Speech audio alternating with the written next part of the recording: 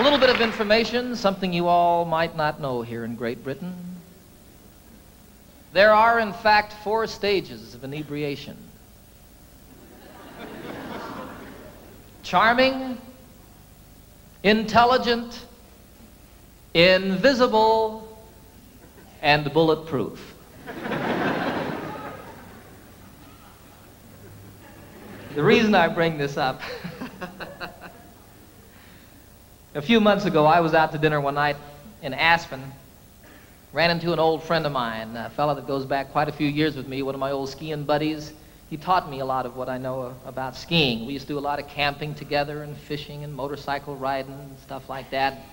It seems that over the years we've not been able to spend quite as much time together as we used to, and also my friend has developed a little bit of a drinking problem.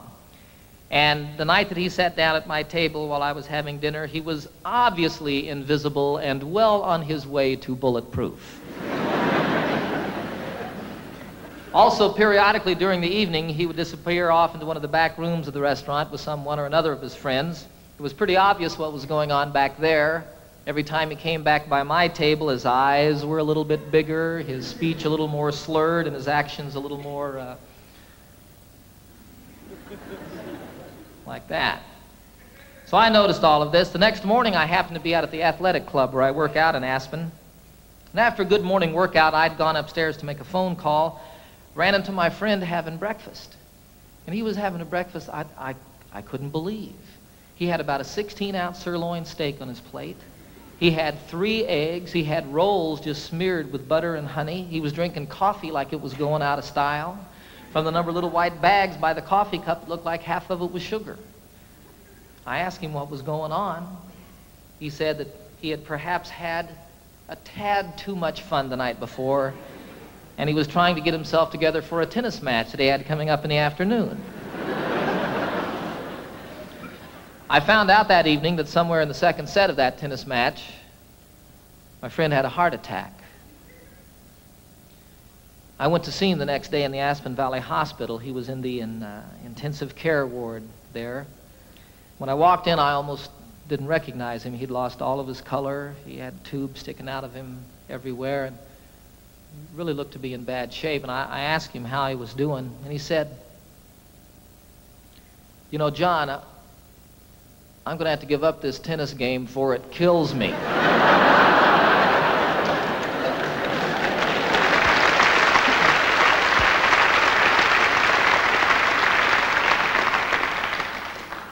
I suggested that perhaps it was not the tennis that he ought to give up. I'm very much into preventive measures, whether it has to do with health care or crime or war. And I visit the chiropractor periodically in Aspen, and I found in my chiropractor's office a poem that deals with the issue of prevention that I would like to share with you people. This is called "The Ambulance Down in the Valley."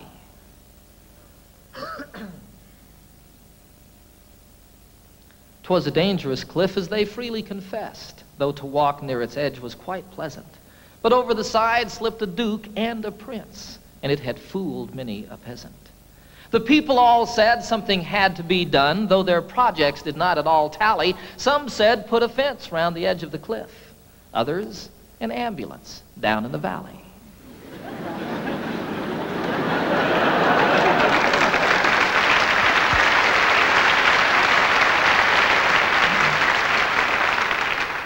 The lament of the crowd was profound and so loud as their hearts overflowed with great pity. But the ambulance carried the cry of the day as it spread to the neighboring cities. A collection was made to accumulate aid, and dwellers in highway and alley gave dollars and cents, not to furnish a fence, but an ambulance down in the valley. For the cliff is all right if you're careful, they said, and if folks ever trip and are falling, it's not the slipping and sliding that hurts so much as the shock when they're stopping. And so on for years as these mishaps occurred, quick forth would the rescuers sally to pick up the victims who fell from the cliff with the ambulance down in the valley.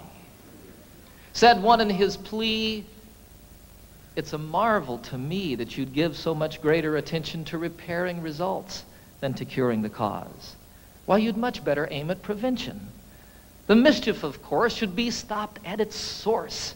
Come, friends and good neighbors, let's rally. It makes far better sense to rely on a fence than an ambulance down in the valley. He's wrong in his head, the majority said. He would end all our earnest endeavors. He's the kind of a jerk that would halt our good work, but we will support it forever. Don't we pick up them all just as quick as they fall and treat them with care quite liberally? A superfluous fence is of no consequence if the ambulance works in the valley.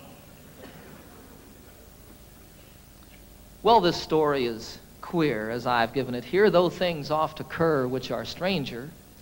More humane, we assert, to repair all the hurt than the plan of removing the danger.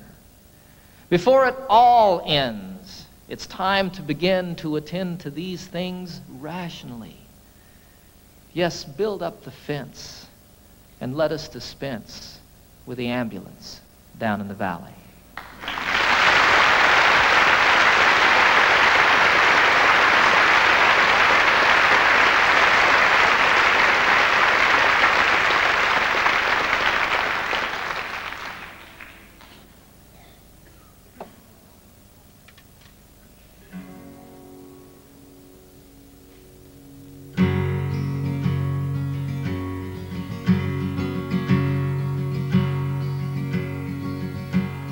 Get up, Jimmy Newman, the morning has come. The engines are rumbling, the coffee's all brewed. Get up, Jimmy Newman, there's work to be done. Why do you lie there still sleeping? There's a waiting line forming to use the latrine, and the sun has just opened the skies. The breakfast they're serving just has to be seen, and you've only to open your eyes. Get up, Jimmy Newman, my radio's on. The news is all bad, but it's good for a laugh. The tent flap is loose, the peg must be gone. And why do you lie there still sleeping? The night nurse is gone, the sexy one's here, and she tells us such beautiful lies. Her uniform's tight on her marvelous rear, and you've only to open your eyes. Get up, Jimmy Newman, you're missing the fun. They're loading the plane, Jim, it's time to go home. It's over for us, there's no more to be done. And why do you lie there still sleeping? It's stateside for us, Jim, the folks may not know. We'll let it be such a surprise. They're loading us next, Jim, we're ready to go, and you've only to open your eyes. Get up, Jimmy Newman, they won't take my word. I said you sleep hard, but they're shaking their heads. Get up, Jimmy Newman, and show them you heard. Oh, Jimmy, just show them you're sleeping. A joke is a joke, but there's nothing to gain. Jim, I'd slap you, but I'm too weak to rise. Get up, damn it, Jimmy, you're missing the plane, and you've only to open your eyes. And you've only to open your eyes. Oh my God, Jimmy, open your eyes.